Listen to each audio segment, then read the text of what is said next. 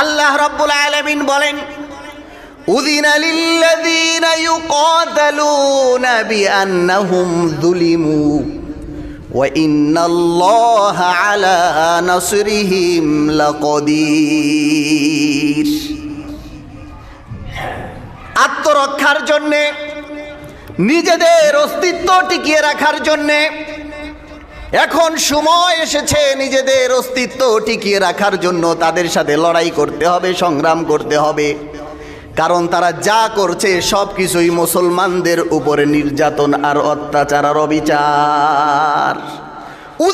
উযিনা অনুমতি হলো, ইউকাতালুনা বিআন্নাহুম যুলিমু। এখন আত্মরক্ষার জন্য লড়াই করতে হবে।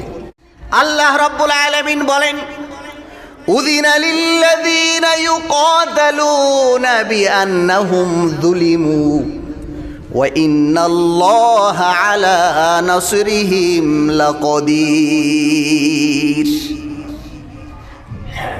আত্মরক্ষার জন্যে, নিজেদের অস্তিত্ব টিকিয়ে রাখার জন্যে এখন সময় এসেছে। নিজেদের অস্তিত্ব টিকিয়ে রাখার জন্য তাদের সাথে লড়াই করতে হবে, সংগ্রাম করতে হবে। কারণ তারা যা করছে সব কিছুই মুসলমানদের উপরে নির্যাতন আর অত্যাচার আর অবিচার। উযিনা অনুমতি হলো, ইউকাতালুনা বিআন্নাহুম যুলিমু। এখন আত্মরক্ষার জন্য লড়াই করতে হবে।